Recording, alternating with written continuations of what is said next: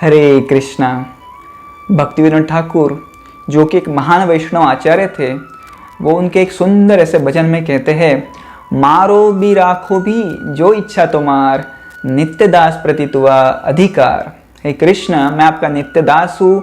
आपको यदि मारना है तो आप मुझे मार सकते हैं, मेरा रक्षण करना है तो कर सकते हैं। तो ये भक्त की एक भावना है कि जो भी भगवान करेंगे मेरा अच्छा ही करेंगे। तो वो ज़्यादा चिंता नहीं करते कि मेरा क्या होगा, कैसे होगा। पूरे भगवान के प्रति शरणागत होने से उनमें ये भाव पैदा होता है। तो ऐसे ही एक भक्त की हम आज चर्चा करेंगे जिनका नाम था बंधु मोहंती। तो ये बंधु मोहंती जगन्नाथपुरी के पास में एक गांव था, जाजपुर नाम का, उसमें रहते थे। बहुत ही गरीब परिवार से थे वो। उनके कुछ पुत्र थे, पुत्रियाँ थी, पत्नी थी। जो भी कुछ मिलता था माधुकरी मांग के उसमें वो घर चलाते थे। पर एक समय ऐसा हुआ कि उस गांव में अकाल पड़ गया, सूखा पड़ गया। तो खाने पीने के लाले पड़ गए। कुछ भी नहीं था उनके पास खाने के लिए। जिनसे भी मांगने जाते थे तो वो भगा देते थे। तो बंधु मोहंती की एक आदत थी, वो हमेशा अपने पत्नी से कहते थे कि मेरा एक मित्र है, बहुत बड़ा मित्र है, इतना पैसा है उसके पास, बहुत बड़ा मित्र और उसने सबको मदद की है, तो मुझे भी करेंगे वो। तो उनकी पत्नी पीछे लग गई कि आपको याद है आप कहाँ करते थे कि आपका एक मित्र है, बड़ा दयालु है, दयावान है, पैसा देगा आपको, भोजन देगा, तो यही समय है उसके पास जाइए, लेट्स गो टुगेदर और कुछ लाते हैं। देखिए मैं तो सह सकती हूँ ये भूख, पर अपने बच्चों का क्या। तो उन बच्चों के खातिर हम एक बार आपके मित्र के पास जाके आते हैं जो कि पुरी में रहता है। तो बंधु मोहंती सोचने लग गया कि यार कैसे जाए मित्र के पास, क्योंकि पत्नी को थोड़ी पता है कि मेरा मित्र तो जगन्नाथ है। पत्नी तो सोच रही थी कोई ऐसे ही ऐरा गहरा दोस्त होगा, पर फिर भी उसने सोचा कि कह रहे तो जाके आते हैं। तो करीबन 150 किलोमीटर की दूरी उन सब ने 4-5 दिन में पूरी कर दी और पूरी पहुंच गए, जगन्नाथपुरी में पहुंच गए। रात को देर हो गई थी। तो उनकी पत्नी कहने लग गई, अभी इतनी रात हो गई है, आपके दोस्त के घर पे ही जाते हैं, कुछ खा लेते हैं, बहुत दिन से खाया नहीं है। तो उन्होंने कहा कि नहीं ऐसे नहीं, मेरा मित्र ना बहुत बड़ा आदमी है, तो उसके घर में ऐसे जाएंगे तो उनके नौकर चाकर हमें भगा देंगे। थोड़ा रुकते हैं, विश्रांति करते हैं, कल सुबह जाते हैं। पर भूख का क्या? पत्नी पूछने लग गई, हमारे बेटों ने कुछ खाया नहीं है। तो उन्होंने कहा चलो कुछ करता हूँ मैं। तो उस समय वो भी सोचने लग गए कि अभी क्या करे। पर उन्होंने देखा कि वहाँ पे जगन्नाथ मंदिर से एक पेज नाला आ रहा था। ये पेज नाला यानी एक पाइप था जिससे राइस उबालते तो हम कुछ पानी निकाल देते हैं। तो जगन्नाथ जी को जब भोग लगता है तो पानी सब निकाल देते हैं, ऊपर का चावल का पानी, और उस नाली में वो डाल देते हैं। तो उस नाली से जो पानी आ रहा था वो बंधु मोहंती ने पी लिया और वही अपने बेटों को दिया और अपनी पत्नी को दिया, और ऐसे ही कुछ बिना खाए ऐसे ही सो गए और प्रार्थना कर रहे थे कि भगवान आप तो आप सबकी सहायता करते तो मेरी भी करनी चाहिए। मैं तो आपका दोस्त हूँ, मुझे तो आपके सिवा कोई नहीं है, मैं तो निराश्रित हूँ, तो कृपया मेरी मदद कीजिए, मुझे मेरे बच्चों का दर्द सहा नहीं जाता। और अभी तो मंदिर बंद हो गया था।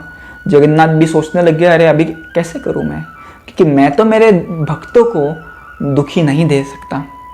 तो जगन्नाथ जी ने तुरंत ही एक पांडा का वेश धारण कर लिया। तुरंत ही जहाँ पे उनके कुछ बर्तन थे रखे हुए थे वो लाए। उन्होंने एक सोने की बड़ी थाली लाई, परत लाई, और उसमें अलग अलग प्रकार के भोग रचे। और वो दक्षिण द्वार पे जोर जोर से चिल्लाने लग गए, बंधु मोहंती आ जाओ आ जाओ, मैंने आपके लिए कुछ लाया है। बंधु मोहंती सोचने लग गया, अरे बाप रे, मेरे को तो कोई पहचानता नहीं, यहाँ पे कहाँ से आवाज़ आ रहे।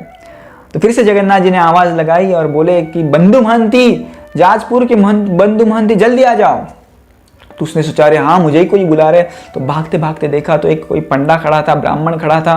तो उसने प्रसाद का भोग लिया और जल्दी से अपने बेटों के पास आ गया, पत्नी के पास आ गया और उन्हें उठाया कि देखो देखो मेरे मित्र ने कुछ भेजा आपके लिए।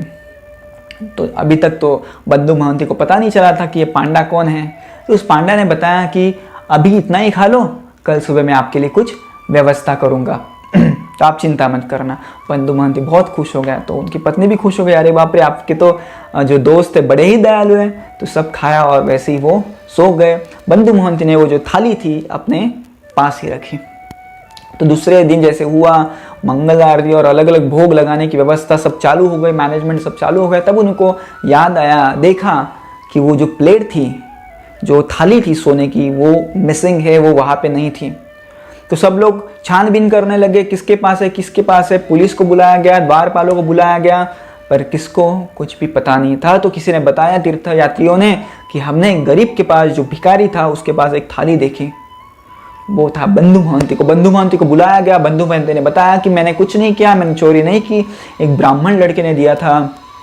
तो कोई भी उसकी बात सुनने के लिए तैयार नहीं था। राजा ने आदेश दिया, गजपति ने आदेश दिया कि बंधु महंती को अभी के अभी तुरुंग में, जेल में डाला जाए, कारावास में डाला जाए। तो बंधु महंती रिक्वेस्ट कर रहा था, प्रार्थना कर रहा था कि राजा मैं कुछ नहीं किया हूँ, ये सब आपके पांडा ने मुझे दिया है। बोले नहीं, आपको जेल में जाना पड़ेगा क्योंकि आपने चोरी की है। तो बंधु महंती का स्वभाव ही ऐसा था, मारो भी राखो भी जो इच्छा तुम्हारी, जगन्नाथ जो भी आपकी इच्छा है करिए। और वो प्रार्थना करने लग गए जगन्नाथ जी से। जगन्नाथ जी उसी रात को गजपति के सपने में आए और गजपति को बताया कि यदि कोई आपके घर आता है, कोई गेस्ट आता है, कोई अतिथि आता है, तो अतिथि का सम्मान कैसे करते आप? क्या उस अतिथि को आप जेल में डालते? राजा ने सपने में उत्तर दिया, नहीं। तो आपने मेरे अतिथि को जेल में कैसे डाला? उसे अभी के अभी बाहर निकालिए, उसके चरण धोइए, उसको प्रसाद खिलाइए और उसकी व्यवस्था मेरे मंदिर के बाजू में ही कर दी जाए। तो राजा हड़बड़ा के उठ गया और इमीडिएटली वो भागते भागते उस जेल में गया, बंधु महंती को लाया, उसका सत्कार किया, उसके पैर धोए, उसको प्रसाद खिलाया, उसे ऊंचे आभूषण दिए, वस्त्र दिए और भगवान जगन्नाथ जी की सेवा में उसको लगाया। तो आज भी बंधु महंती के जो जनरेशन्स में हैं, वो आज भी भगवान जगन्नाथ जी की सेवा करते हैं। तो ये है भक्तों का भाव, और इस भाव के प्रति ही भगवान समर्पित है, और वो भगवान भी इसी भाव के प्रति रेसिप्रोकेशन, आदान प्रदान अपने भक्तों के साथ करते हैं। धन्यवाद। हरे कृष्णा।